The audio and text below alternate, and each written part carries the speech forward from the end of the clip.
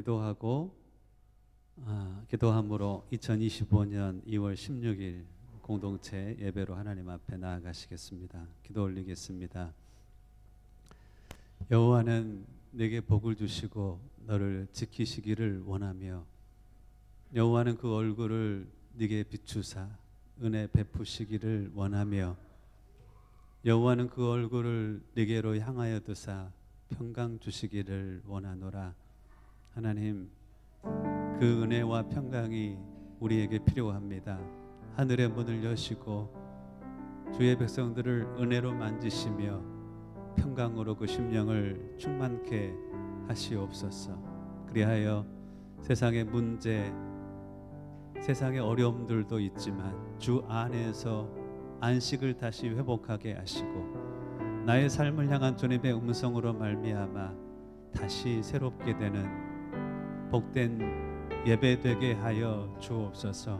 주님을 경외하며 더불어 주님을 사랑함으로 찬양하며 나아갑니다.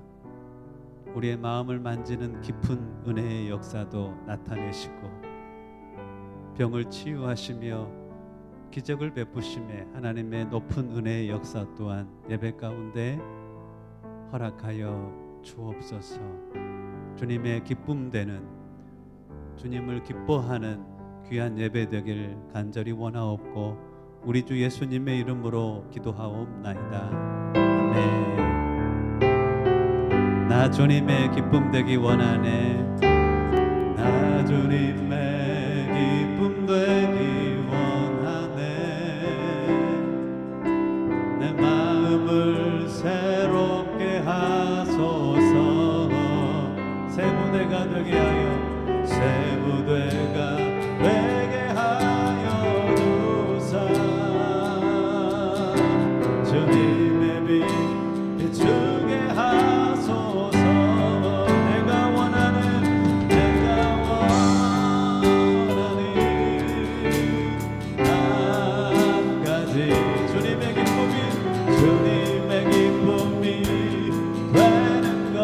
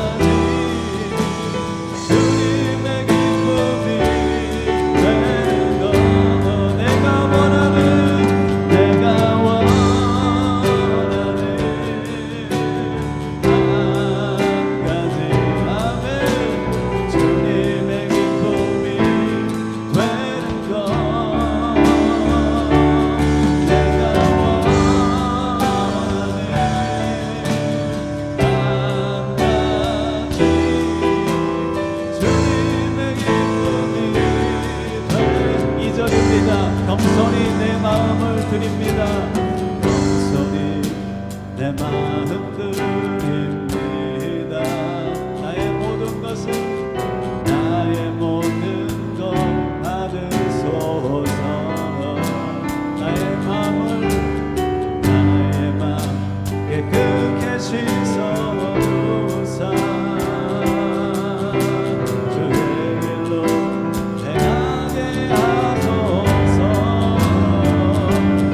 내가 원하는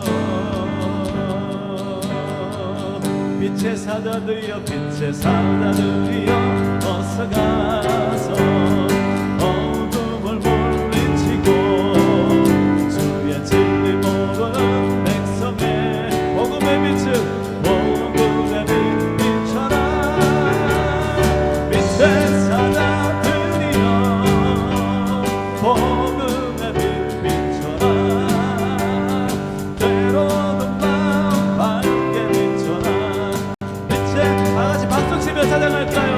선한 역사 선한 역사 위하여 힘을 내라 주 함께 하시겠네 주의 크신 사랑을 전파하며 복음의 빛 비춰라 빛의 사자들이여 복음의 빛 비춰라 때로는 마음 밝게 비춰라 빛의 사자들 주님 부탁하신 말 주님 부탁하신 말 순종하여 이 진리 전파하라 삶을 힘을 다해 복음의 빛 비춰라 빛의 사자들이여 복음의 빛 비춰라 죄로도 마음 밝게 비춰라 빛의 사자들이여 동서남북 어디나 땅 끝까지 주님만 의지하고 눈 어두워 못 보는 백성에게 복음의 빛 비춰라 빛의 사자들이여 복음의 빛 비춰라 죄로운 마음 밝게 비춰라 빛의 사자들이여 승리하였네 승리하였네 어린 양의 보혈 아멘 우리 보혈의 능력으로 서리라 승리하였네 승리하였네 어린 양의 보혈로 주 내게 승리를 선포합니다 승리하였네 어린 양의 보혈로 승리하였네 어린 양의 보혈로 우리 보혈의 능력으로 서리라 승리하였네 어린 양의 보혈로 승리 주셨네 예수 어린 양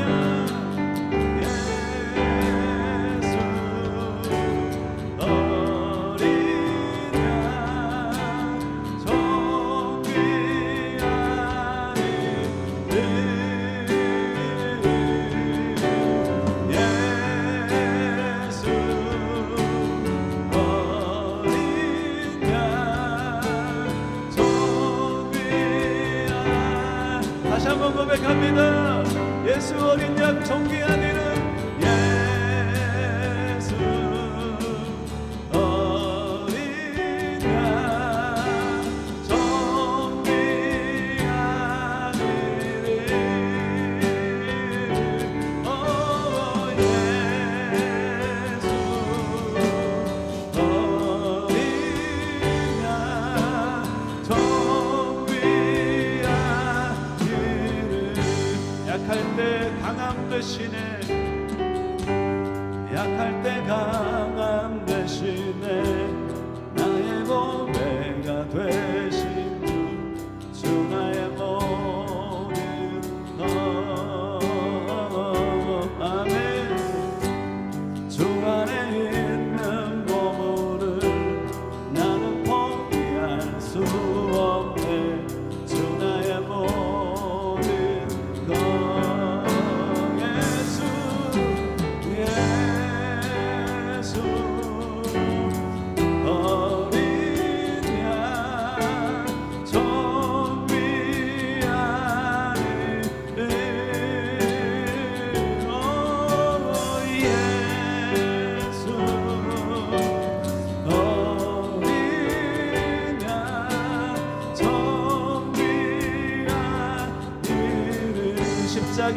죄 사하셨네. 십자가 죄 사하셨네. 주님의 이름 찬양해. 주 나의 모든 것. 쓰러진 나를 세우고 쓰러진 나를 세우고 나의 빈잔을 채우네. 주 나의 모든 것. 예수 예수 어린 양 정귀하리래.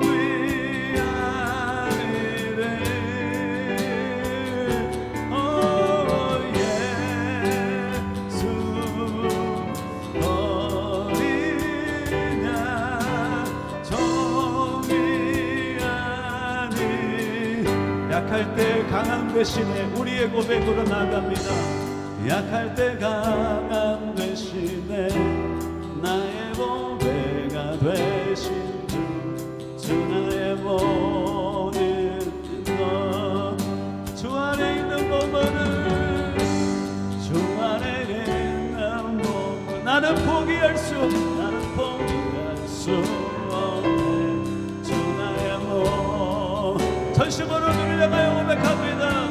예수 어린 양 예수 어린 양 정귀하리.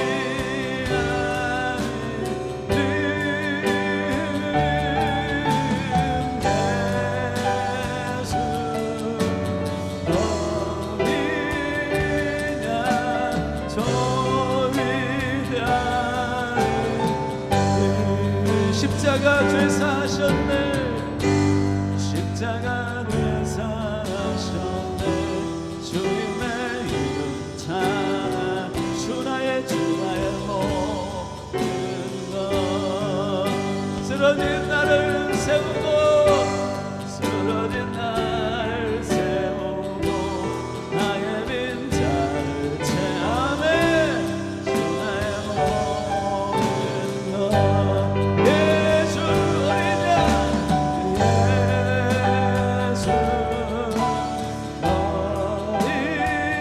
양 정귀하리.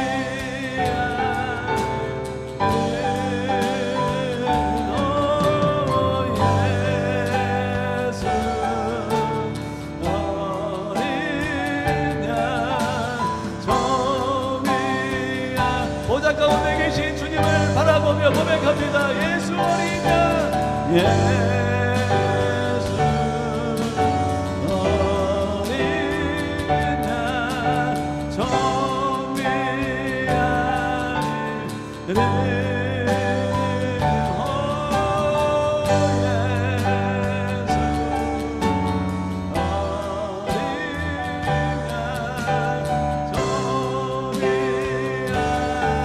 마지막으로 다 함께 고백할 때 예수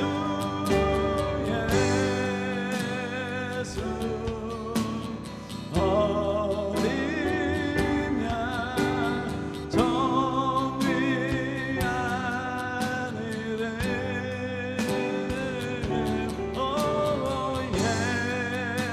예수 어린 양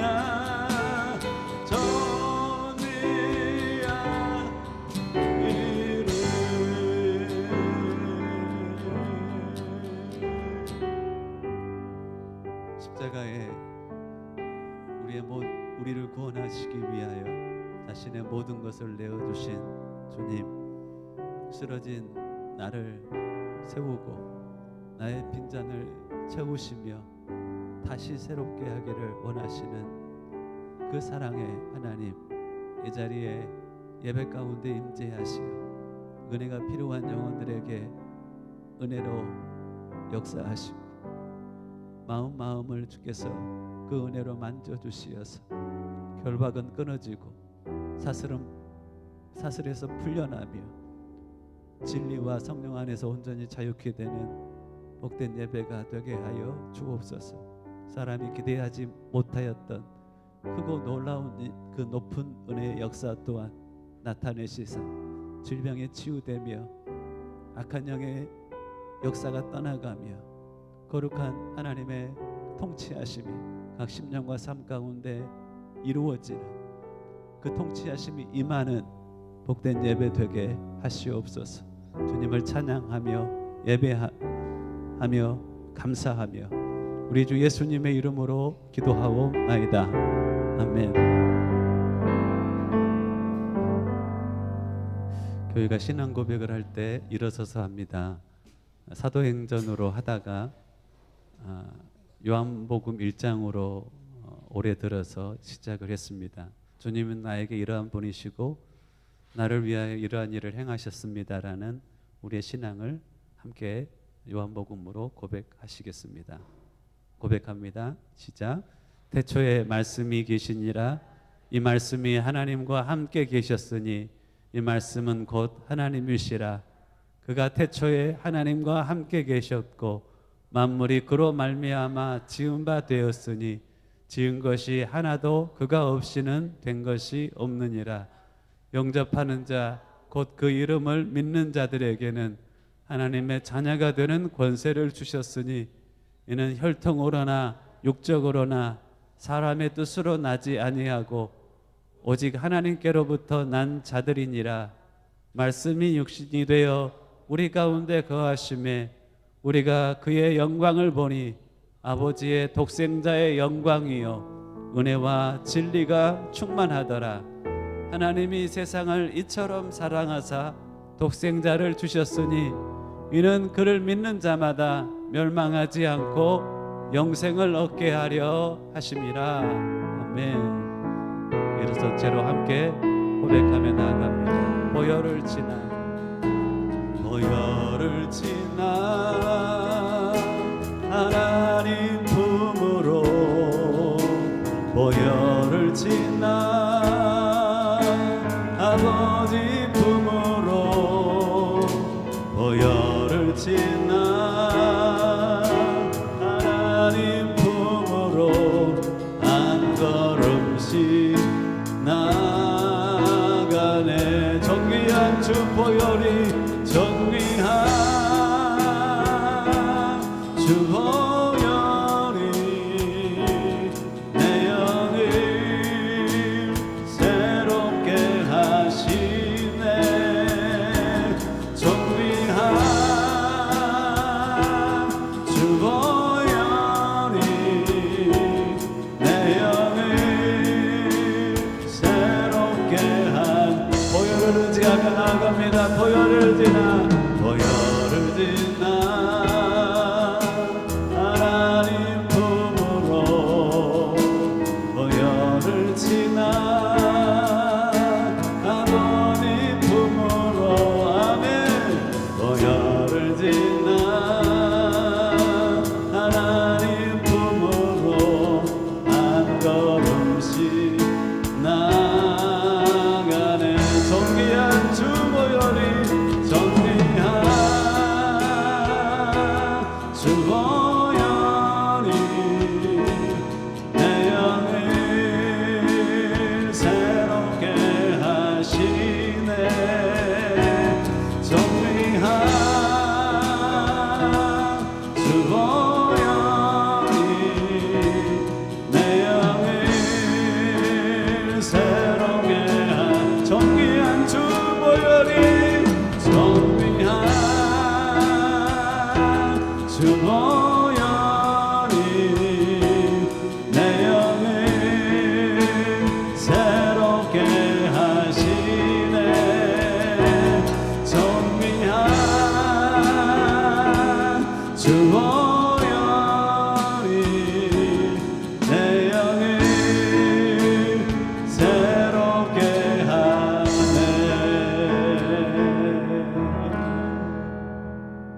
자리에 앉아주십시오. 하나님 말씀 봉독합니다. 주신 말씀 출애굽기 20장입니다.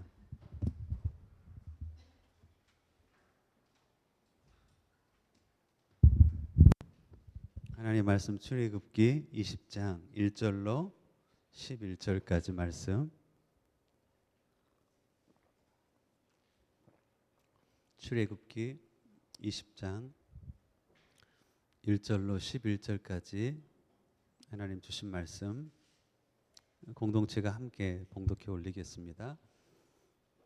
십계명 말씀인데 하나님께서 당신의 백성들의 행복을 위해서 주신 말씀이라고 합니다. 우리가 어떻게 행복해질 수 있나 하는 마음으로 출애굽기 20장 1절로 11절까지만 공동체가 한 목소리로 봉독해 올리겠습니다. 함께 봉독해 올립니다. 시작. 하나님이 이 모든 말씀으로 말씀하여 이르시되 나는 너를 애굽 땅 종되었던 집에서 인도하여 낸 네 하나님 여호와니라. 너는 나 외에는 다른 신을 내게 두지 말라. 너를 위하여 새긴 우상을 만들지 말고 또 위로 하늘에 있는 것이나 아래로 땅에 있는 것이나 땅 아래 물속에 있는 것에 어떤 형상도 만들지 말며 그것들에게 절하지 말며 그것들을 섬기지 말라.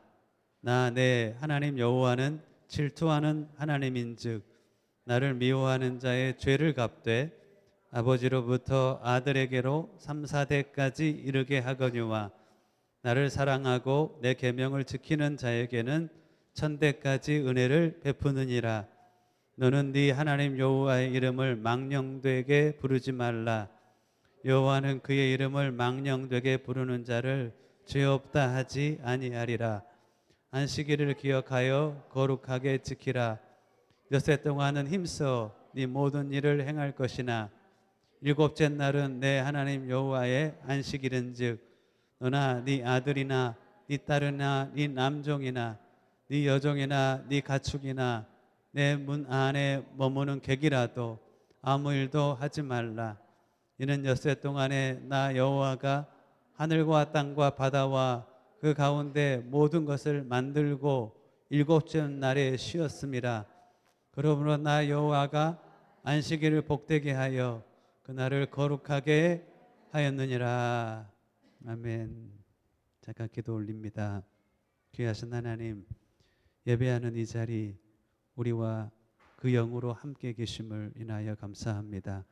한 사람 한 사람 가운데 영으로 찾아가시어 하나님의 성령의 임재를 나타내시고 그 성령으로 말미암아 각 심령 가운데 하실 말씀이 있다면 말씀하심에 복된 은혜의 자리가 되기를 소망합니다. 앞에 선자 무능하고 어리석사오니 주의 능력과 지혜로 덧입혀 주시고 하나님의 어떠하심이 온전히 드러나는 귀한 말씀의 자리가 되게 하여 주옵소서. 말씀을 아멘으로 받는 자마다 삶 가운데 약속된 복이 임할 것을 믿고 감사하며 우리 주 예수님의 이름으로 기도하옵나이다. 아멘. 예, 하나님의 사랑의 결혼 언약이라는 제목으로 말씀 나누겠습니다. 출애굽기의 10계명은 하나님과의 결혼 언약이라고 많은 신학자들은 이야기를 합니다. 제가 어느 선교단체에 신학기 집회 요청을 받았더랬습니다. 오래전입니다. 전도사 때 정도 되었던가 강도사 때였던가 아마 2001년 그 정도 되지 않았을까 이런 생각이 듭니다. 한 선교단체에서 신학기가 되어서 많은 신입생들이 들어왔는데 집회를 좀 인도해 달라는 요청이 왔었더랬습니다.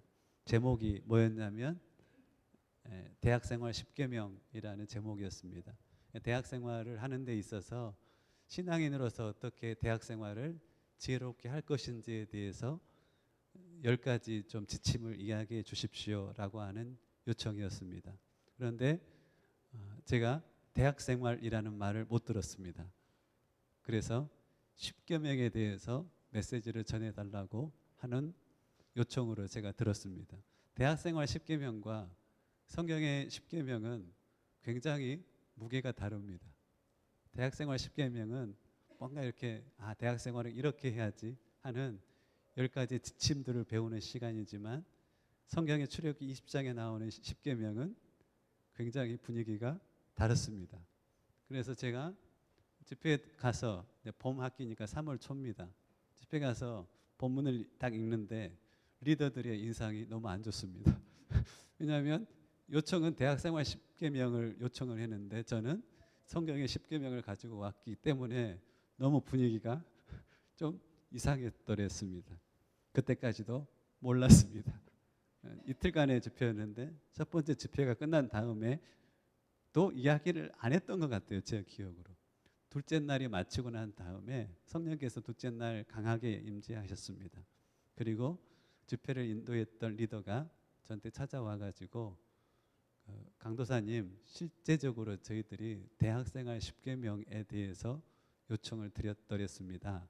10계명을 설교를 해서 처음에 매우 당황스러웠더랬습니다. 하지만 주시는 은혜가 컸습니다. 라고 피드백이 왔더랬습니다.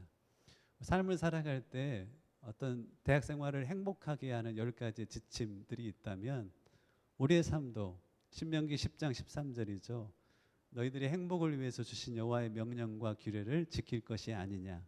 우리의 인생 사용 설명서가 바로 10계명이고 10계명의 의미를 잘 깨달아 그대로 사는 자는 행복하다라고 주님은 말씀하고 있습니다. 그래서 단지 대학 생활의 10가지 대학 생활을 행복하게 하는 10가지 지침을 듣는 시간보다 그분들에게 내 인생 전반에 어떤 지침을 가지고 살아가야 될 것인지 하나님께서 말씀하시는 시간이었더랬습니다. 여기 준비한 것보다 기대한 것보다 하나님께서는 더 많은 것들을 채우셨다라고 피드백을 받은 그런 집회였더랬습니다. 그러면 우리의 행복을 위해서 주신 10계명은 어떤 내용일까요? 10계명을 외우신 분들 혹시 계십니까? 10계명 외우셨어요? 주일학교 때 함께 외우는데 아마 기억하기가 어렵죠. 매우 길기 때문에 그렇습니다. 이 긴 10계명을 짧게 저는 이렇게 정리를 했습니다. 다우망안 부살음독정탐. 하나님과의 관계를 위한 4계명 다우망안. 다른 신을 내게 있게 할지 말지니라. 우상을 섬기지 말라. 여호와 이름을 망령되이 일컫지 말라. 안식일을 거룩히 지키라. 다우망안. 외우세요. 그리고 이웃과의 관계에 있어서 지켜야 될 계명 부살음독정탐. 부모를 공경하라. 살인하지 말라. 간음하지 말라. 도둑질하지 말라. 거짓 증거하지 말라. 내 이웃의 물건을 탐내지 말라 해가지고 부살음독정탐 이렇게 외우시면 됩니다. 한번 해볼까요? 다우망안 부살음독정탐. 시작. 다우망안 부살음독정탐. 우리의 행복을 위해서 주신 10가지의 계명인데요. 이 의미를 제대로 우리가 알지 못하면 제대로 적용을 못하고 그 행복한 삶을 살아가지 못합니다. 하지만 의미를 제대로 알면 제대로 적용하고 행복한 삶을 살아갈 수 있겠죠. 의미가 뭘까요? 자, 그 전에 사람이 행복을 위해서 추구하는 것들이 있습니다. 행복한 사람은 이게 있어요. 뭘까요? 돈, 의식주.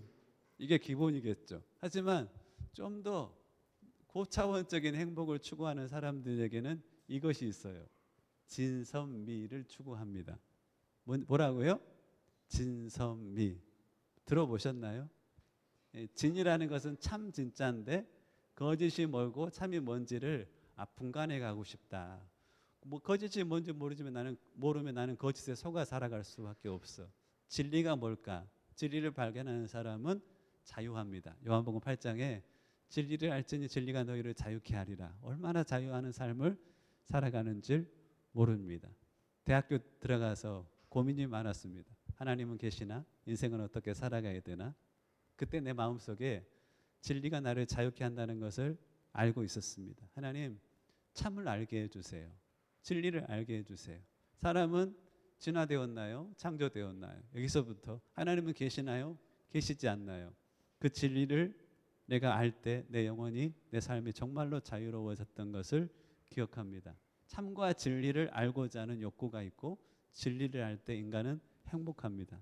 두 번째는 선에 관한 겁니다. 선과 악, 의와 불의에 대해서 우리는 알고 싶어 합니다. 어떻게 선한 것이고 어떻게 악한 것인지, 그리고 미에 대해 추구를 하죠. 감동과 불쾌 추구합니다. 칸트는 이 진선미에 대해서 책을 3권 썼습니다. 제가 고등학교 졸업하고 내 손에 들렸던 2책이 있었습니다. 그게 뭐냐면 칸트의 순수이성 비판과 팡세라는 책입니다. 팡세라는 책 두 권이 있었습니다. 이해가 됐을까요? 이해가 안 됐어요.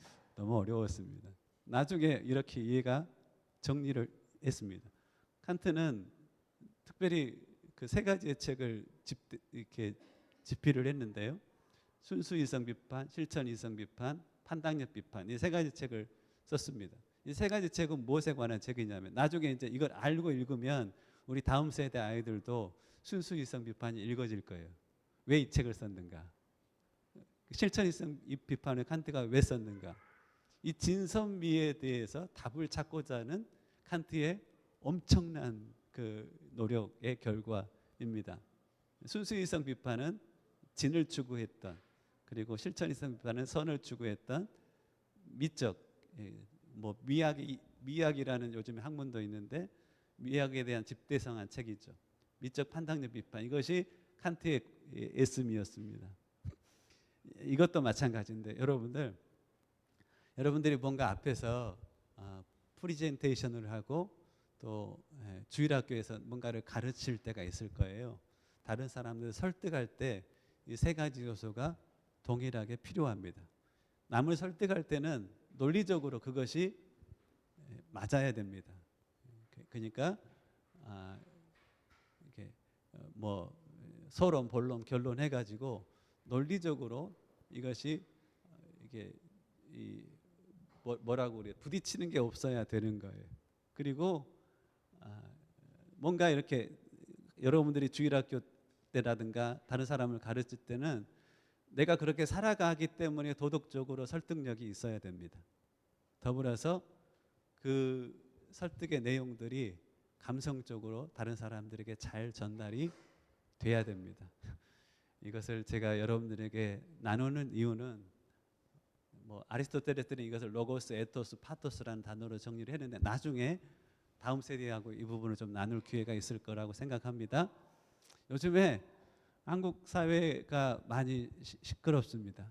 뭐가 맞는지 이쪽 들으면 이쪽이 맞는 것 같고 저쪽 들으면 저쪽이 맞는 것 같고 그렇습니다. 성도로서는 어떤 판단력을 가지고 살아가야 될지 매우 중요하다고 생각합니다.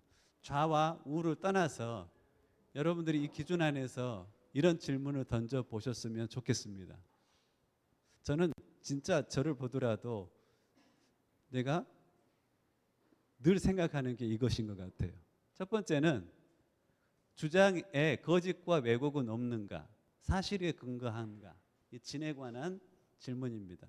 어떤 사람이 무슨 주장을 하면 그것이 거짓과 왜곡이 없는지, 사실에 근거하고 있는지에 대해서 한번 살펴봐야 합니다.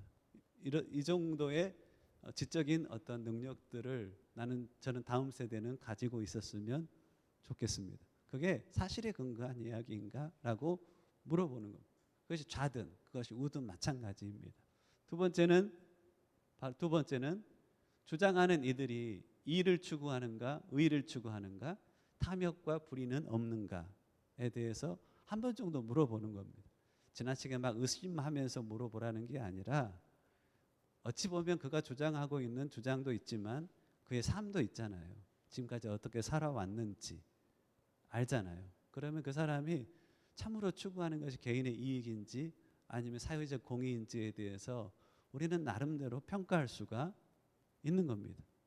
그걸 말하는 사람이 흔히 말하는 좌라는 사람인지 우라는 사람인지를 벗어나서 말입니다. 기독교인이라면 이렇게 물어봐야 하는 겁니다. 세 번째는 감정에 관한 건데 저는 이걸 여러분들에게 좀 강조하고 싶습니다. 그 사람이 뭔가를 표현할 때 사람에 대한 분노와 조롱이 섞여 있는가, 아니면 불의에 대한 의분과 사람에 대한 연민이 섞여 있는가, 이걸 좀 질문해 보셨으면 좋겠습니다. 내가 품고 있는 그 감정이 지금 사회적 문제에 대해서 어떤 사람에 대한 분노와 조롱이 내 마음속에 자리 잡고 있는가? 아니면 불의에 대한 의분과 사람에 대한 연민이 내 마음 가운데 자리 잡고 있는지를 물어보셔야 합니다. 대부분은 옳다 하는 것으로 인하여서 마음 안에 사람에 대한 분노가 가득 채워져 있습니다. 그 사람도 하나님이 필요한 사람, 하나님이 불쌍히 여기는 대상인 것을 기억하셔야 되고, 이걸 늘 분별할 수 있어야 합니다. 어떤 대상이든 그 사람이 나의 분노를 쏟아낼 대상이 되지 않았으면 좋겠습니다. 죄는 미워하고 거부해야 되지만 죄인은 사랑하고 품어야 하는 것이 기독교인의 바른 자세입니다. 많은 집회의 현장에서 그것이 어느 쪽 집회이든 간에 기독교인이라면 이 마음을 품어야 합니다. 즉, 첫 번째는 그것이 사실에 근거하고 있는가, 거짓과 왜곡은 없는가 질문해보고 답을 찾을 수 있잖아요. 그렇잖아요. 두 번째는 그것을 주장하는 사람의 도덕성을 한 번 정도 물어봐야 되는. 안 그러면 그 사람에게 우리가 끌려가고 이용당할 수 있기 때문에 그렇습니다.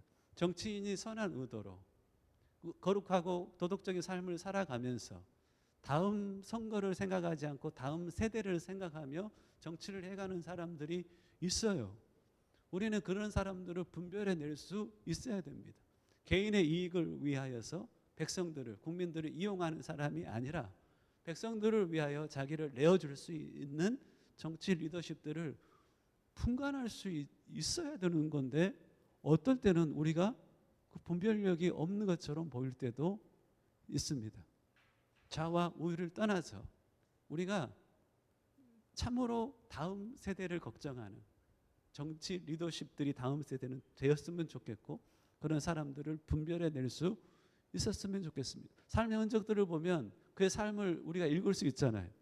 그가 일을 추구하는지, 의를 추구하는지, 다음 선거만 집착하는지, 다음 세대에 몰입되어 있는지 알 수 있어요. 이걸 분별할 수 있었으면 좋겠고, 세 번째가 요즘에 가장 우리 안에 잃어버린 것 중에 하나라고 생각합니다.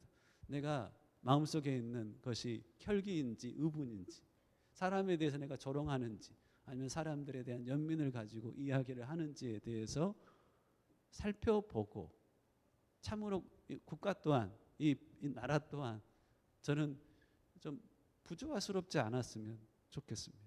충분히 서로 대화할 수 있고 방향이 같고 나라를 위한다면 얼마든지 생각은 좀 다르더라도 대화할 수 있다라고 생각하는데, 너무 많이 개인적으로 생각할 때는 대화가 안 되는 정도의 서로에 대한 분노 혹은 조롱이 마음속에 자리 잡고 있는 걸 보면서 개인적으로는 많이 안타깝습니다. 나라 안에 진과 선과 미가 잘 자리 잡는 그 일에 교회가 쓰임 받는 도구로 좀 쓰여지기를 바라는 것입니다. 자, 그렇다면 우리가 가운데 부분을 우리는 살펴봐야 합니다. 왜냐하면 십계명은 도덕에 관한 혹은 진리에 관한 메시지이기 때문에 그렇습니다. 자, 도덕의 황금 법칙이라고 우리는 이야기를 합니다. 마태복음 7장 12절. 먹든 무엇이든지 남에게 대접을 받고자 하는 대로 너도 남을 대접하라. 이것이 율법이요 선지자니라. 어떻게 살아가야 되는가, 또 어떻게 살면 안 되는가에 대해서 아주 중요한 지침을 이야기하고 있어요. 어떻게 생각하라고요? 남에게 대접을 받기를 원하는 대로 남을 대접하면 되는 거예요. 로마서 13장에서는 이렇게 이야기하고 있습니다. 여러 가지 계명이 있지만 네 이웃을 네 자신과 같이 사랑하라 하신 그 말씀 가운데 다 들었느니라. 즉 남이 나에게 대해주기를 원하는 대로 내가 남을 대해주는 것, 그것이 율법과 선지자들이 이야기하는 것이라는 겁니다. 어떻게 해야지 도덕적인 삶을 살아갈 것인지, 무엇은 하고 무엇은 하지 말아야 되는지에 대해서 이렇게 분간할 수가 있어요. 늘 물어보세요. 남이 이런 질문을 하는 거죠. 어떤 질문이에요? 남이 나에게 그렇게 한다면 나는 어떻게 느낄까? 그게 싫으면 나도 남에게 하면 안 되는 것이고, 남이 나에게 이렇게 대해 주었으면 좋겠다, 그렇게 생각하면 나도 남을 그렇게 대하는 겁니다. 그게 하나님의 계명의 엑기스예요. 더불어서 두 번째 질문은 뭐라고 그랬죠? 다음 세대 분들 이렇게 질문하라고 그랬죠. 모든 사람이 그렇게 한다면 세상은 어떻게 될까? 모든 사람들이 그렇게 한다면 세상은 어떻게 되지라고 물어보는 겁니다. 모든 사람들이 약속 시간을 잘 지키지 않으면 공동체는 어떻게 되지? 물어보는 거예요. 그러면 내가 약속 시간을 지켜야 될지 지키지 않아야 될지를 아는 것입니다. 누군가 나를 막 비방하면 내가 싫어. 누군가 나를 디스하면 내가 싫어. 그러면 나도 남을 비방한다든가 디스를 하지 않기로 결정하는 거. 그게 어렵나요? 그 판단력이 어렵나요? 근데 나는 하면 되는 것이고 남이 나에게 하면 안 되는 것이다. 이렇게 하면 우리가 도덕적인 우월감을 가지고 어떻게 세상 가운데 빛의 역할, 소금의 역할을 감당할 수 있나요? 적어도 세상 안에서 이런 기준들은 가지고 살아갈 수가 있어야 된다고 생각합니다. 하지만 이것도 대답해 주지 않은 것들이 있어요. 여러분들 이 질문을 하라는 겁니다. 창조주께서 인간의 행복을 위해 주신 말씀이 어떻게 말씀하시는가? 신명기 10장 13절 말씀이에요. 내가 오늘날 네 행복을 위하여 네게 명하는 여호와의 명령과 규례를 지킬 것이 아니에요. 창조주께서 세상 사람들의 행복, 당신의 백성들의 행복을 위해 주신 지침이 있어요. 삶의 지침. 그것을 지켜 살아가는 겁니다. 여러분들 진선미의 관점이 있어서 동성애는 요즘에 어떻게 표현되고 있는지 알아요? 동성애는 큐어 신학이라고 들어보셨나요? 성경을 가지고 동성애는 진리야. 동성애는 나쁜 게 아니라 선한 것이야. 라고 하면서 참과 진리의 영역과 선과 악의 영역에 대해서 사람들에게 납득시킬 뿐 아니라 여러분들 이 드라마나 영화는 동성애를 미적으로 아름답게 표현하고 있어요. 그러면 우리의 관점에서 동성애가 신학적으로도 다윗과 요나단은 서로 사랑했다고 하니 다윗과 요나단은 동성애자야. 이렇게 이야기를 하는 거거든요. 큐어 신학에서는 신학적으로도 그렇게 이야기를 하고 도덕적으로도 이게 남에게 해롭게 하는 게 아니야. 성적인 취향일 뿐이야라고 이야기를 하고 그걸 더불어서 이 성적인 타락하는 모습으로 표현되어 있는 게 아니라 너무나 아름답게 영화에서 표현되고 있어요. 이거 어떻게 해야 돼요? 이거에 대해서 하나님의 말씀이 뭐라고 이야기하는지 그것이 지침이 될 수밖에는 없어요. 안 그러면 세상들의 생각과 세상 사람들의 주장에 우리가 떠밀려 살아갈 수밖에 없어요. 이 세 가지 중에 가장 뭐가 중요해요? 이 두 가지는 기본이에요. 더불어서 우리가 반드시 알고 있어야 될 것은 하나님의 말씀이 그것에 대해서 뭐라고 말씀하시는지가 매우 중요하다는 겁니다. 가장 중요한 것은 뭐예요? 이거예요. 하나님의 말씀이 우리의 행복을 위하여 주신 지침이 뭔가? 십계명은 뭔가요? 우리의 행복을 위하여 주신 하나님의 거룩한 창조주의 지침이니 십계명은 너무너무 중요한 것이죠. 우리의 행복을 위한 그 명령과 규례, 그것이 바로 십계명입니다.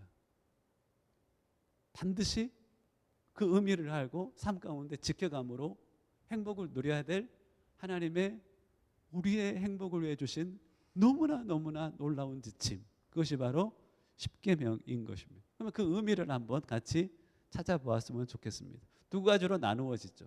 1계명부터 4계명까지는 하나님과의 관계를 지켜가고 발전시켜가기 위한 지침이고 5계명부터 10계명까지는 이웃과의 관계를 위한 행복의 지침이라고 우리가 할 수가 있습니다. 오늘은 앞에 첫 번째와 두 번째만 함께 보겠습니다.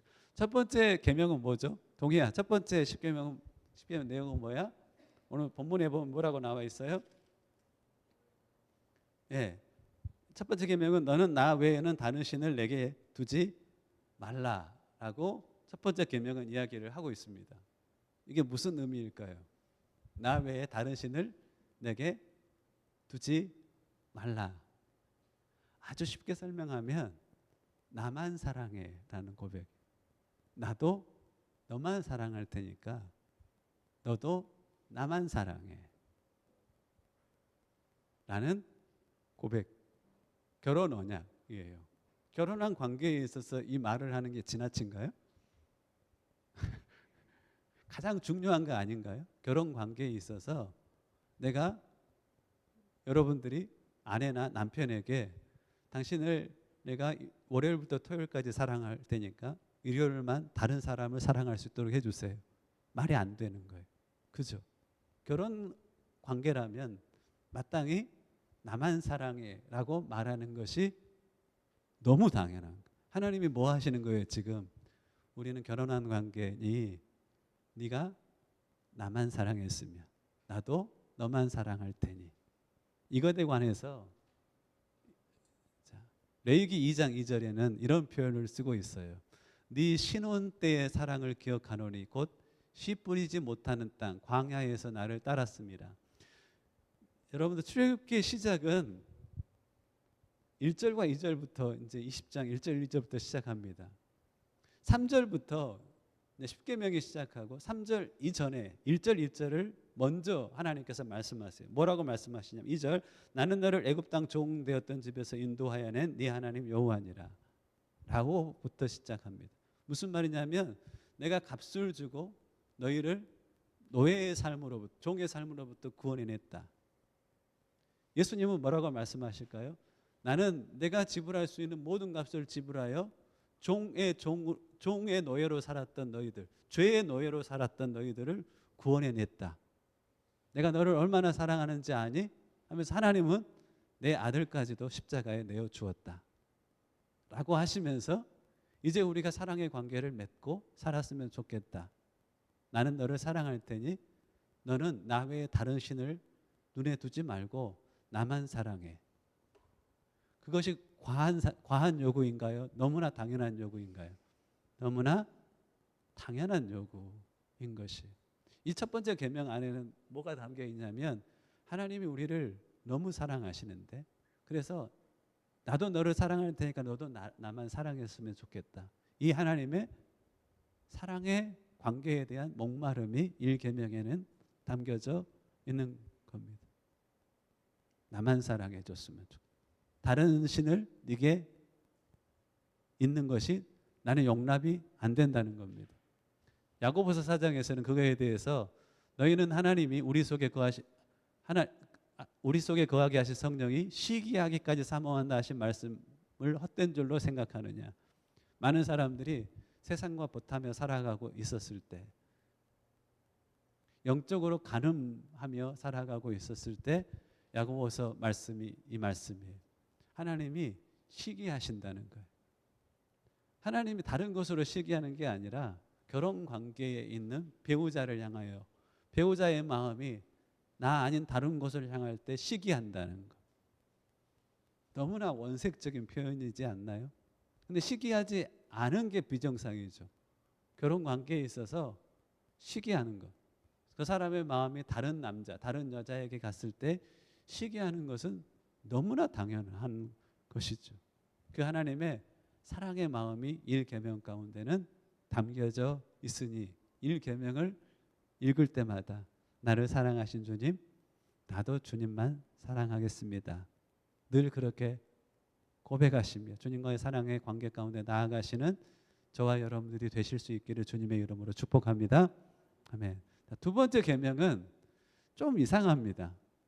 두 번째 계명은 뭐예요? 동의? 다우망한.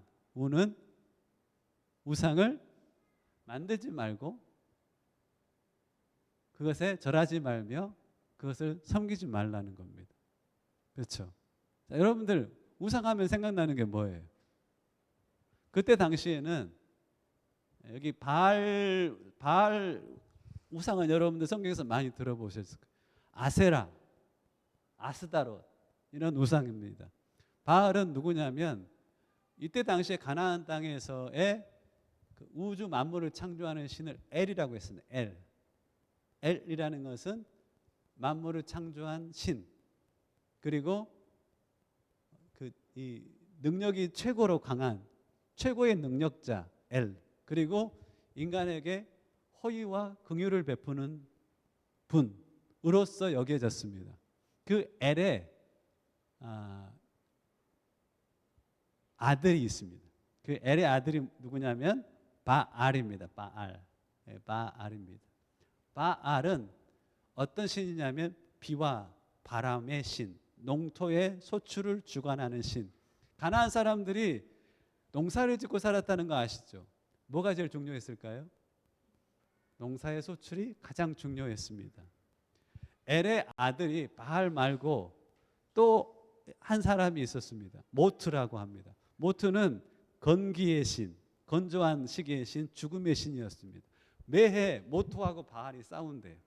바알이 이기면 풍년이 들고 모트가 이기면 흉년이 든다라고 사실이 아니에요. 사실이 아닌데 그들은 믿었어요. 사람들이 누구를 응원할까요? 으쌰. 토트넘을 응원해요?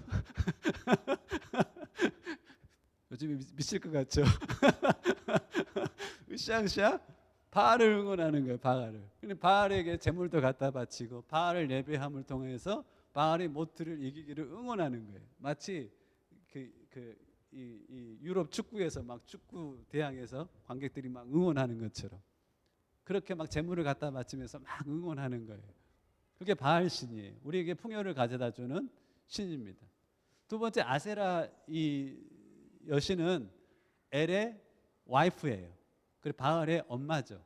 그래서 바알의 엄마 신인 아세라 신과 바알 신을 가나안 땅에서는 가장 많이 섬겼습니다. 아세라 또한 풍요의 신. 아스타롯이라는 신은 바알의 와이프예요. 아스타롯도 풍요의 신. 계속 뭐가 반복되나요? 농사의 소출, 풍요, 전능하지만 우리에게 호의를 베푸시는 분. 인간을 위하여서 인간이 만들어낸 사실이 아닌 신들입니다. 우리에게 뭐가 필요하니까? 성공이 필요하고 풍요가 필요하기 때문에 우리 인간이 만들어낸 신들입니다. 자, 이런 우상들을 만들지 말고 절하지 말고 섬기지 말라는 것은 히브리어로 예배한다는 뜻이에요. 이들에게 예배하지 말라라는 것이 두 번째 계명이에요. 여러분 이상하지 않나요? 1계명이 다른 신을 내게 있게 하지 말지니라라고 했는데 2계명에 왜 반복해서 우상을 만들지 말고 절하지 말고 섬기지 말라고 왜 2계명 때 다시 이 말씀을 주신 것처럼 말씀하실까? 이런 질문 해보신 적이 없나요? 1계명이 다른 신이 내게 있게 말지니라 했는데 2계명에 다른 신의 그 우상들을 만들지 말고 예배하지 말라. 이거 겹쳐 보이지 않나요? 한 번도 이런 질문 해본 적 없죠. 그렇죠. 자, 오늘은 그걸 여러분들이 마음속에 정리를 하셨으면 좋겠습니다. 1계명과 2계명이 같은 걸 반복한 것처럼 느껴져. 단지 우리의 행동이 좀 달라지는 것 같아.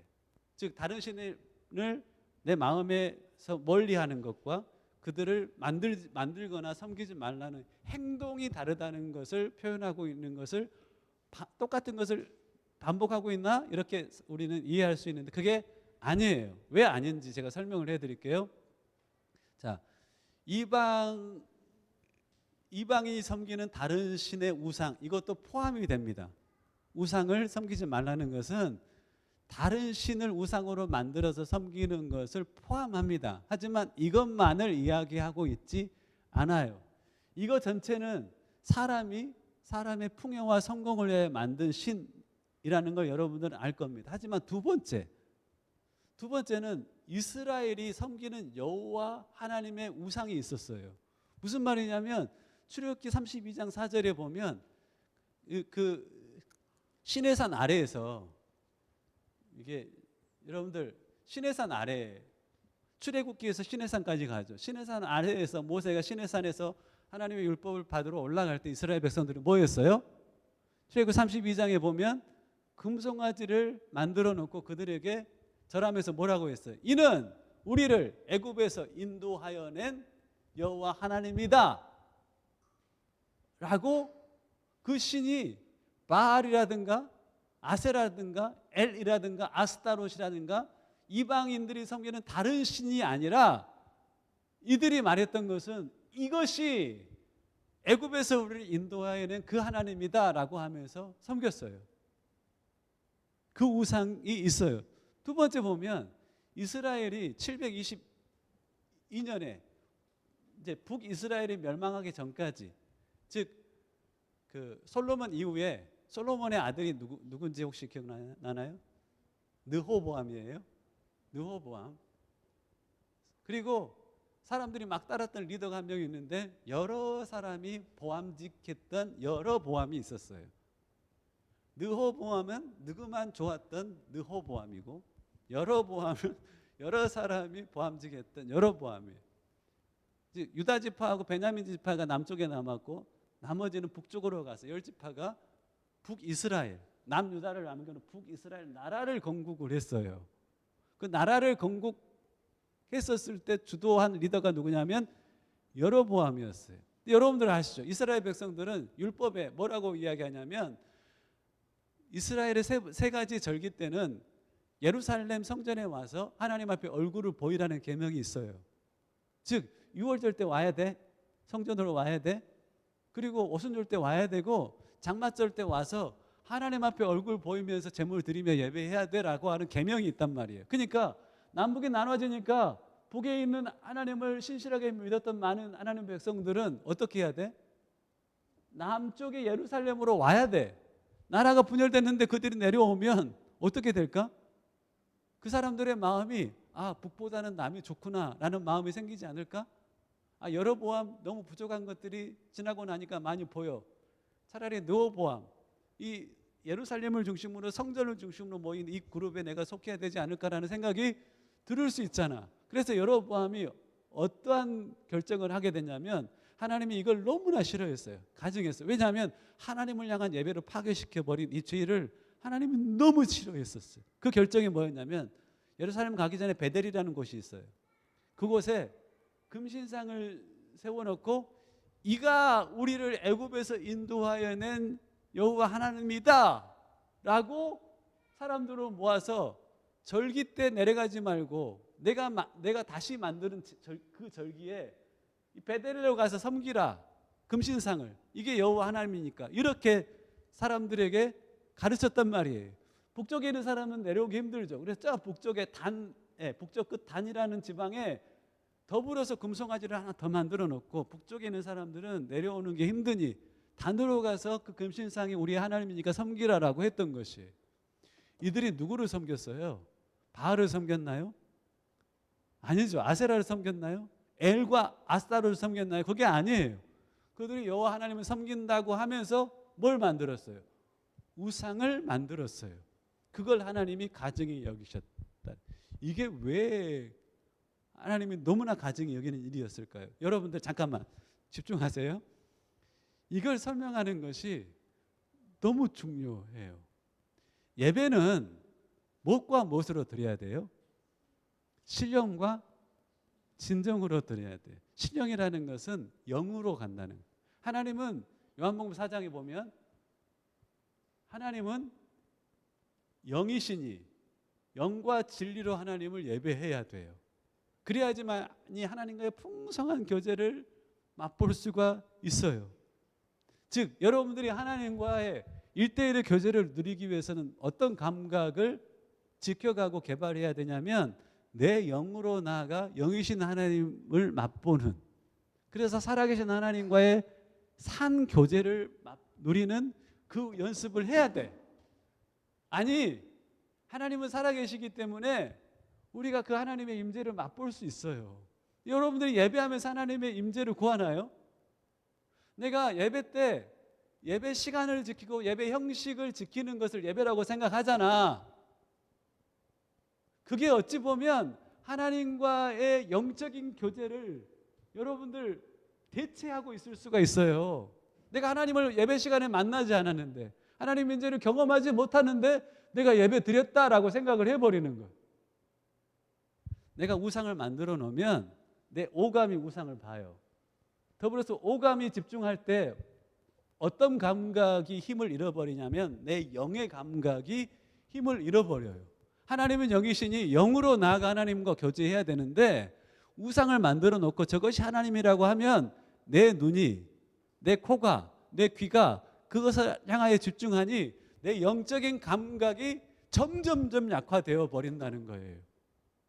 마찬가지예요. 여러분들 여러분을 예배를 드릴 때 영으로 나아가 영이신 하나님을 만나고자 하는 목마름이 없으면 나는 뭐에 의존할 수밖에 없어요. 예배 형식을 지켰으니 나 예배 드렸다. 나 예배 시간을 지켰으니 예배 드렸다라고 하는데 내가 영으로 하나님을 만나지 못했어. 그거 예배가 아니야. 예배가 아닐 수 있다는 거예요. 예배의 본질은 내가 영으로 나아가 영이신 하나님의 임재를 맛보고 주님과 교제하는 거예요. 그게 예배란 말이에요. 예배. 두 번째는 뭐냐면 진리로 예배하는 거예요. 하나님을 아는 온전한 지식을 가지고 하나님 앞에 나아가서 하나님은 내게 이러한 분이십니다. 이러한 분이십니다라고 고백하고 찬양하면서 그 하나님과의 교제를 맛보는 것인데, 여러분 우상을 만들어놔요. 그러면 송아지로 딱 만들어놨어요. 하나님은 어떤 분이 되시죠? 송아지로 딱 만들어 놓으면 하나님은 송아지 안에 제한되어 버리세요. 하나님을 아는 풍성한 지식이 있는데 하나님은 힘이 세시고 내 농사를 도우시는, 나에게 있어서 풍요를 가져다 주시는 신으로 우상을 만들어 놓으면 하나님을 향한, 하나님에 대한 풍성한 지식이 그것으로 딱 제한이 되어버리고 왜곡이 되어버려요. 하나님은 그러한 분이셔요? 아니죠. 제가 늘 요즘에 말씀드리는 거 있어요. 하나님의 주권을 우리는 인정해야 된다. 하나님은 우리의 주인이세요. 우리를 고난 가운데 두시고 훈련하실 수 있으신 분이시라고 여러분들 믿으세요? 그걸 믿어야 돼. 내가 하나님은 나에게 좋은 것만 호의만 엘이라는 하나님이 능한 하나님, 나에게 호의와 자비를 베푸시는 분, 우상을 딱 만들어놨어. 그럼 하나님은 어떤 분이 되셔야 돼? 하나님은 나를 고난 가운데 훈련할 수 없는 분이 되어버리세요. 고난이 될 수 있는 수많은 유익들이 있어요. 나를 인내의 사람으로, 기도의 사람으로, 긍휼의 사람으로, 위로의 사람으로 빚어가는 고난이 주는 너무나 큰 유익들이 있어요. 근데 우리가 우상을 딱 만들어 놓으면 하나님은 그런 하나님이 아니야. 하나님은 나에게 호의를 베푸신 하나님이시지만 경외의 대상은 아닐 수가 있어요. 우상을 만들어 놓으면 영적인 감각도 상실되고 하나님을 아는 지식도 왜곡되고 제한되어 버려요. 그래서 우리가 이때 만들어냈던 우상을, 우리를 애굽에서 인도한 그 하나님이라고 말은 했고 그 하나님을 생각하면서 예배는 드렸지만 인간의 예배에 대한 영적인 감각이 파괴되어 버려요. 그래서 우상은 안 되는 거예요. 어떤 교회는 뒤에 십자가가 있지만 어떤 교회는 뒤에 십자가가 없어요. 왜 십자가를 없애기로 결정을 했을까요? 많은 사람들이 그렇지 않지만 어떠한 사람은 십자가를 두면 그게 신령해져요. 신령해져. 그게 있으면 위안을 받는데 그거 없으면 위안을 못 받아. 내 안에 영적인 하나님과의 관계가 약화되어 버려. 그래서 이 십자가를 없애자라고 어떤 교단에서는 결정한, 여러분들이 의지하는 어떠한 것들, 하나님과 관계하면서 의지하는 어떠한 것들이 있어요. 그것이 영적인 감각을 파괴한다든가 하나님을 아는 지식을 제한해 버릴 수 있어요. 여러분 삶 가운데 많아요. 하나님은 복을 주시는 하나님 맞아요. 하지만 복을 거두어 가신 하나님 이기도 하세요. 이 하나님을 아는 풍성한 지식을 알고 있어야지 내 삶 가운데 다가오는 많은 사건과 상황들에 대해서 하나님을 기억하며 하나님을 아는 지식으로 해석해 낼 수가 있는 거예요. 우상을 섬기면 그게 안 되는 거예요. 많은 사람들 안에 우상이 있어. 하나님과의 영적인 교제도 무너져 있고 하나님을 아는 풍성한 지식도 제한되고 왜곡되어 있는 것이 사실이야. 그걸 극복해내라 라고 하나님께서는 우상에 대해서 이야기하면서 우리에게 이야기를 하고 있는 거예요. 나머지 두 가지는 짧게 볼 거예요. 세 번째도 있습니다. 세 번째는 뭐냐면 하나님의 도구로 쓰임 받았다가 우상화된 것이 있어요. 열왕기하 18장 4절에 보면 어떤 내용이 있냐면 히스기야가 개혁을 하는데 모세의 놋뱀을 부서뜨려 버려요. 그러면서 뭐라고 하냐면 이것은 느후수단이라는 단어를 써요. 이게 뭔 말이냐면 히스기야가 앞에 아버지는 하나님 앞에 하나님을 기쁘시게 못했어요. 히스기야가 북쪽 이스라엘이 이 아수르에게 멸망하는 걸 보면서 안 되겠다. 우리의 죄의 결과가 저런 결과를 낳는다 싶어서 왕이 되고 난 다음 북쪽 이스라엘이 멸망하고 7년 후에 이스라엘이 이제 히스기야가 남유다의 왕이 되거든요. 왕이 돼서 개혁을 일으켜요. 영적인 부흥을 일으켜요. 부흥을 일으키는데 산당을 부숴버리고 우상들을 이렇게 파괴시켜 버려요. 산당을 제거한다는 것은 보통 일이 아니에요. 그 산당은 가장 자연 경관이 좋은 곳에 우상을 섬기기도 했지만 사람들이 휴양지로 썼던 곳이거든요. 그 휴양지를 다 무너뜨린다는 것은 보통 결정이 아니에요. 나라가 국가가 얻을 수 있는 부 또한 포기한다는 것을 뜻하는 것이에요. 우상을 무너뜨린다는 것은 백성들이 풍요의 신을 섬기고자 하는 마음이 얼마나 강했겠어요. 그것을 무너뜨린다는 것은 백성들이 엄청난 반대가 있었을 수도 있어요. 올해도 바알과 모트가 싸우고 있는데 나는 열심히 바알을 응원하고 있는데 그 경기장을 없애버리는 거예요. 토트넘 경기장을 없애버리는 거예요. 그리고 그 경기 자체를 없애버리는 거예요. 축구 팬들은 마음이 다 무너지는 거예요. 그와 같은 일이었었어요. 하면서 히스기야가 중요한 결정을 하는데 이상하다. 모세가 광야를 걸어가면서 이스라엘 백성들이 하나님을 원망하거든요. 놋뱀을 만들어서 이제 하나님의 불뱀을 벌여서 이스라엘 백성들을 징계하실 때 모세가 하나님 앞에 나아가서 하나님의 공의를 구해요. 나무에 놋뱀을 만들어라. 예수님을 상징하거든요. 나무에 달린 예수님을 상징하는데 그리고 그를 보는 자마다 불뱀의 독으로부터 구원을 받을 것이다. 하나님 말씀하세요. 모세가 놋으로 뱀을 만들어서 나무에 달려서 높이 세워요. 사람들이 그 놋뱀을 보고 구원을 얻어요. 사람들이 어땠을까요? 와, 놀랍다 하면서 이 놋뱀이 언제까지 있냐면 BC 722년까지 오랜 기간 어디에 있냐면 성전에 있어요. 사람들이 이 놋뱀을 예배하고 놋뱀에게 분향까지 하고 있는 모습들이 히스기야 눈에 보인 거예요. 그러니까 히스기야가 이 놋뱀을 어떠기로 결정하냐면 완전히 부서뜨려 버리기로 결정합니다. 그러면서 이것은 느후수단이다라고 합니다. 느후수단은 뭐예요? 단지 놋뱀일 뿐이야 라는 고백이에요. 하나님 앞에 놀랍도록 쓰임 받았던 거예요. 근데 사람들은 그것을 숭배하고 분향해요. 뭘 의미할까요? 사람들에게 쓰임 받았던 여러분들 아는 어떠한 대상들이 있을 거예요. 그죠? 사람들은 본능적으로 하나님 앞에 놀랍도록 쓰임 받았던 그 사람들을 숭배하고 분향합니다. 우리는 어떻게 할 수 있어야 돼요? 부서뜨리고 단지 놋뱀이라고 일컬을 수 있어야 돼요. 누가 누구를 향하여? 내가 나를 향하여 그럴 수 있어야 돼. 여러분들 한때 하나님 앞에 쓰임 받았던 사람들이 있을 거예요. 많은 사람들이 즐거이 헌신하다가 기꺼이 잊혀지질 못해. 그 잊혀지지 못함 때문에 사람들 앞에 숭배받고 분향받는 우상으로 살아가요. 그걸 하나님은 매우 매우 싫어하세요. 고린도전서 3장 6절 7절을 보면 바울이 이런 고백을 해요. 나는 심었고 아볼로는 물을 주었을 때 오직 하나님께서 자라나게 하셨으니 그런즉 심는 이나 물 주는 이는 아무것도 아니로되 오직 자라게 하시는 이는 하나님뿐이시라. 이 고백이 봉사하는 이들에게는 있어야 돼. 사역하는 이들에게는 있어야 돼. 내가 하나님 앞에 놀랍도록 쓰임 받았지만 잊혀지지 않으려고 사람들에게 마음속에 좋게 기억되려고 바동바동 살아가서는 안 돼요. 나는 단지 하나님이 한때 쓰임, 하나님이 사용하셨던 단지 놋뱀일 뿐입니다 라고 고백할 수 있어야 돼. 그게 안전한 거야. 안전한 거. 모세가 가나안 땅 가운데 들어가는 것을 여호와 하나님은 허락하지 않으세요. 왜?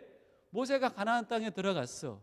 정복 다 하고 죽었어. 사람들이 뭐 하고 있을까? 모세 무덤 만들어 놓고 그 무덤에 부장하고 있지 않았을까요?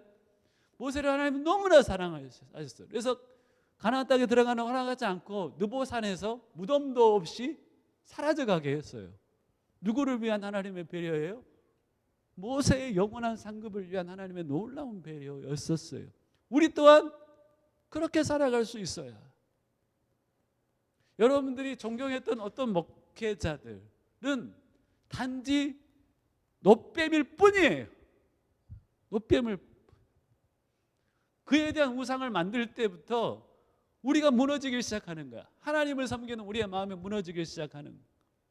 그에 대한 어떤 기념관을 만드는 것을 조심히 만들지 않으면 우리 안에 있는 하나님을 향한 신앙들이 이상하게 왜곡되기를 시작하는 거예요. 그래서 여러분들이 만약에 하나님 앞에 놀랍도록 쓰임 받았다면 반드시 이 고백을 할 수 있어야 돼요.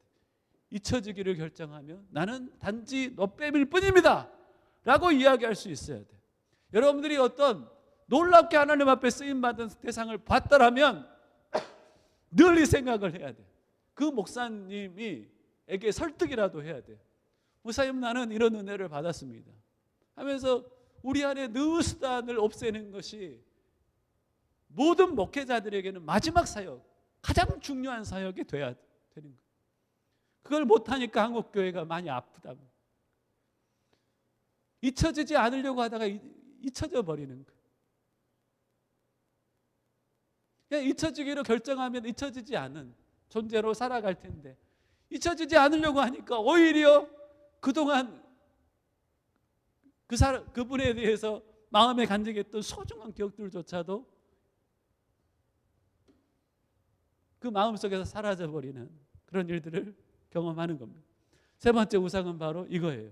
여러분들 목회자는요, 하나님 앞에 쓰임 받을 수 있어요. 하지만 숭배받거나 부장받을 대상은 아니에요. 사실 어떠한 그리스도인이라도 I am something과 I am nothing 이라는 함께 할 수 없는 두 가지의 그 정체성이 함께 해야 되는 거예요. 나는 아무것도 아니다라는 고백과 나는 하나님 있으시기에 너무나 특별한 존재입니다. 이 모순된 두 가지의 고백이 함께 있는 정체성이 가장 건강한 정체성이에요. 여러분들이 사람들을 향하여 그 사람은 something이다 something이라고 하면 실망해요. 반드시 실망해요. 사람은 죄인이거든요. 그래서 저 사람은 something일 뿐 아니라 nothing인데 지금 하나님께서 something으로 사용하시는 분이셔. 이렇게 하면서 목회를 근심으로 하지 않고 기쁨으로 하게끔 돕는 거예요. 필요를 예하로 채우는 것은 나쁜 일이 아니라 선한 일이에요. 하지만 그가 분양의 대상이 돼서는 절대적으로 안 되는 것이. 그게 세 번째 우상인 거예요. 마지막 우상은 바로 이거예요. 인간의 탐심을 반영하는 것들. 골로새서 3장 5절이에요. 자, 골로새 3장 5절은 뭐라고 이야기하고 있어요? 이 세상의 금전과 쾌락을 흠모하지 마십시오. 그 탐심은 우상 숭배입니다. 우리가 숭배하고 있는 하나님 아닌 다른 대상들이 있어요. 이 시대의 우상은 돈이에요. 돈을 가진 사람들은 바로 무엇을 향하여 치닫게 되냐면 쾌락을 향하여 치닫게 돼요. 연결되어 있어요. 돈이 없더라도 하나님이 계심에 나 모든 것을 가진 자입니다. 이 하나님에 대한 사랑의 고백을 할 때 하나님은 매우 기뻐하세요. 필요에 따라서 돈을 주시기도 하시고 돈을 주시지 않으시기도 하세요. 그 하나님의 주권을 인정하는 하나님을 예배하는 참된 예배자를 하나님은 찾고 계세요. 빌립보서 3장에서는 이렇게 말씀하고 계세요. 내가 너희를 향하여 말하고 있느냐 이제도 눈물을 흘리며 말하노니 여러 사람들이 그리스도의 십자가의 원수로 행한다. 바울이 말했지만 눈물로 또 말하고 있는 거예요. 교회를 향하여 눈물로 말했지만 또 말하고 있는 거예요. 그게 뭐냐면 그들의 마침은 멸망이요 그들의 신은 배요. 그들이 섬기는 신이 여호와 하나님이 아니라 자기 만족이라는 거예요. 소유를 채워서 자리에 올라서 스스로 만족하는 것, 사람들에게 부러움을 얻고 하면 스스로 만족하는 그 다른 신을 섬기고 있다는 거예요. 그들의 영광은 그들의 부끄러움이 있고 땅의 일을 생각하는 자다. 그 우상, 하나님의 자리에 대체해서 숭배받는 그 우상을 여러분들이 분별하고 팔 수 있어야 되는 거예요. 모든 1계명부터 4계명까지는 어떤 외침이에요? 나 너 이렇게 사랑하니? 너 나와 사랑의 교제를 누리며 살자라는 겁니다. 정리하면 이와 같습니다. 첫 번째 우상은 하나님만 사랑하기. 두 번째 우상에 대한 메시지는 하나님과의 영적 교제를 방해하는 요소를 경계하기. 세 번째는 하나님 앞에 쓰임받았던 대상을 우상화하지 않기.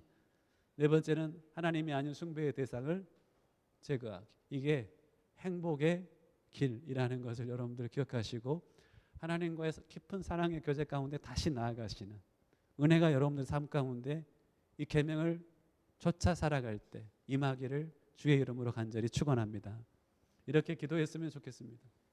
영으로 하나님을 아는 참된 지식으로 하나님을 사랑하며 예배하는 삶의 예배자가 되게 하소서. 앞선 세대는 영적 아비와 어미로, 다음 세대는 세상을 복음으로 섬기는 주님의 제자들로 성장케 하소서. 국가와 민족 또 여러 어려움 가운데 있는 지체들을 위해서 음악을 켜주시고 불을 꺼주시고 여러분들 생각나는 대로 하나님 잘못 살았으면 회개하시고 마음에 새로운 도전을 주셨으면 결단하시면서 우리 하나님 앞에 나아가셨으면 좋겠고, 국가를 위해서도 한국 교회를 위해서도 여러분들 오늘 들은 밤 분별력을 가지고 시대를 섬겨가는 교회 되어지게 하여 주옵소서. 기도함으로 함께 이 시간 나아가도록 하겠습니다. 기도하겠습니다. 사랑해 주님 감사합니다. 어리석고 무능하지 하나님의 계명 앞에 그 사랑의 요청 앞에 주를 사랑합니다 고백하며 다시 나아갑니다. 모인 자들을 불쌍히 여겨주시고 다시 하나님과의 사랑의 관계가 회복되어지는 은혜를 덧입혀 주시옵소서. 나 너만을 사랑할 것이니 너 나만을 사랑해달라는 하나님의 참된 하나님의 요청 앞에 내 주님을 사랑하며 살겠습니다. 영적인 감각을 잃어버렸습니다. 하나님의 아는 지식이 내 삶 가운데 하나님의 주권을 인정하지 않음을 통하여 제한하여 버렸다는 죄를 용서하여 주시옵소서. 주님을 제한하지 않은 하나님을 아는 지식들을 내 삶 가운데 허락하여 주시고 날마다 하나님 시간을 주님 앞에 주님을 통하여 영적인 교제를 누려가는 복된 하나님의 사람 되어지게 하여 주시옵소서. 과거와 나옵다니 교회가 시대를 섬겨야 될 것인데 교회 안에 영적인 분별력을 주님 허락하여 주시옵소서. 참과거 시절 분별할 수 있는 영적인 분별력을 허락하시옵소서. 의와 무리와 선과 악을 분별해낼 수 있는 영적인 동작을 허락하여 주시옵소서. 아버지 죄에 대해서는 미워하는 죄에 대한 열정을 연민을 가지고 이 문제를 해결할 수 있는 그 가운데 허락하여 주시옵소서. 부모에 대한 마음을 품게 하시고 하나님 자녀의 영적 분별력을 갖게 하시네 주의 은혜로 우리 가운데 허락하여 주시옵소서. 삶 가운데 모든 우상들이 제거되게 하시옵소서. 도와야 하리하고 시야가봐요. 하나님 우리 가운데 우상이 파하니 거룩한 주님과의 영적인 사귐이 다시 회복되어지는 그 사랑의 사귐이 다시 회복되어지는 은혜를 덧입혀 주시옵소서. 행하실 주님을 찬양합니다.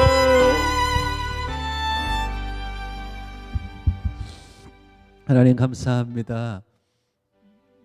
하나님을 사랑하는 삶이 무디어져 있을 때 다시 하나님의 나를 향한 사랑이 무엇인지 알게 하시고 너 나만 사랑했으면 한다 하나님의 나를 향한 음성을 들려주심에 감사합니다.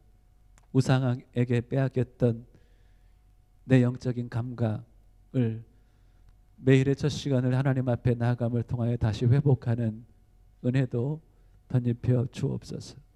예배 형식과 시간을 지켰다고 예배 드렸다 스스로 만족하지 않게 하시고 어찌하든 영적인 감각을 하나님 새롭게 하여서 날마다 신령과 진정으로 하나님 앞에 나아가는 예배의 삶을 살아내는 참된 예배자 되게 하여 주시옵소서. 말씀이 한 주간 동안에 주의 백성들과 함께하며 일하실 것을 믿고 감사하며 우리 주 예수님의 이름으로 기도하옵나이다. 아멘.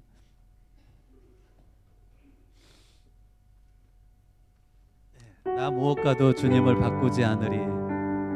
마음의 중심의 고백으로 고백하며 함께 나아가시겠습니다. 예물도 함께 주님 앞에 드립니다. 나 무엇과도 주님을 바꾸지 않으리. 다른 어떤 은혜 구하지 않으리. 오직 주님만이 내 삶의 도움이시니 주의 얼굴 보기 원합니다. 원합니다. 나무옥과도 주님을 바꾸지 않으리. 다른 어떤 은혜 구하지 않으리. 오직 주님만이 내 삶의 도움이시니 주의 얼굴 보기 원합니다. 주님 사랑합니다. 주님 사랑해요. 온 맘과 정성 다해 하나님의 진실한 친구 되기. 중심의 고백으로 함께 나갑니다. 주님 사랑합니다. 주님 사랑해요.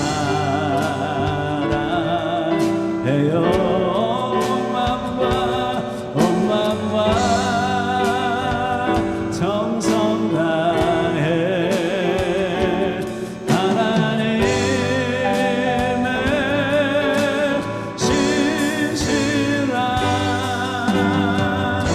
친구 되기 원합니다. 하나님의 신실한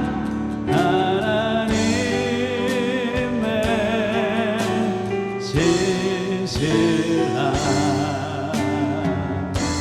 친구 되길 원합니다.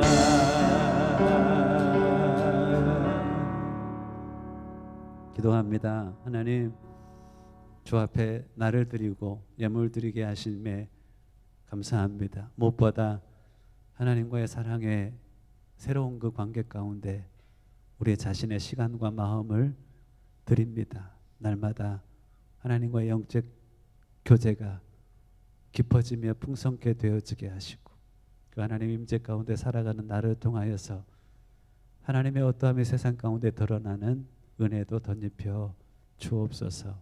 드림에 은혜 주셔서 감사하옵고 예수님의 이름으로 기도하옵나이다. 아멘. 그 앞에 광고 말씀드리겠습니다. 하나님을 기뻐하는 또 하나님이 기뻐하는 교회가 되길 위해서 기도해 주시면 감사하겠습니다. 여성 코이노니아가 수요일날 오후 1시에 교회에서 있습니다. 기도하고 싶으신 분들 또 은혜 나누고 싶으신 분들 달려오셔서 참여하시면 좋겠습니다.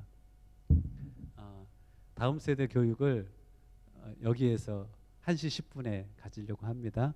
혹시나 청강을 원하시는 분들은 주중에 미리 말씀해 주시면 워크숍 자료들이 좀 있습니다. 준비할 수 있도록 그렇게 하겠습니다.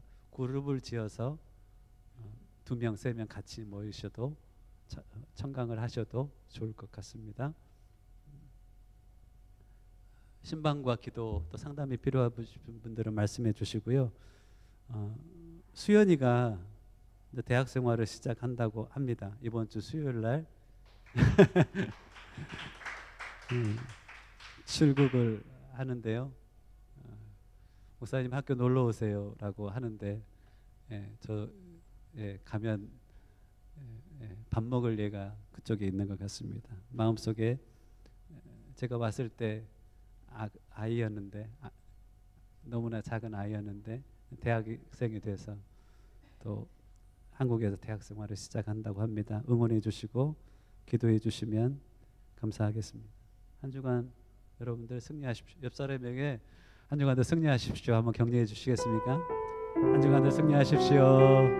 다 함께 일어나셔서 소망을 품고 함께 찬양하겠습니다. 이런 날을 보기를 원합니다. 이곳에 생명샘,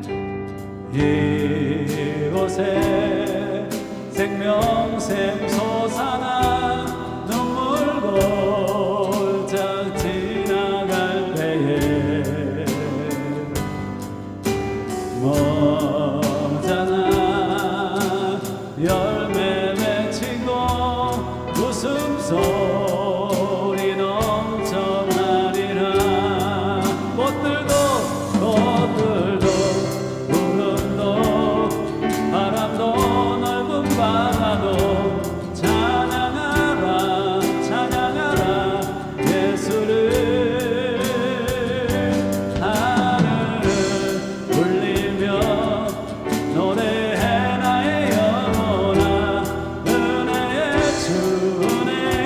주 은혜의 주 그날에 하늘이 열리고 그날에 하늘이 열리고 모든 이가 보게 되리라. 아멘. 마침내 꽃들이 피고 마침내 꽃들이 피고 영광의 주가 오시리라. 꽃들도 구름도 바람도 넓은 바다도 찬양하라 찬양하라 예수를. 하늘은 울리며 노래해 나의 영혼아. 은혜의 주 은혜의 주 은혜의 주. 꽃들도 구름도 바람도 마른 바다도 찬양하라 찬양하라 예수를.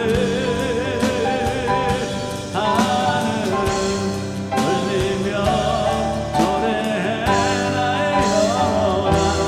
은혜의 주 은혜의 주 은혜의 주.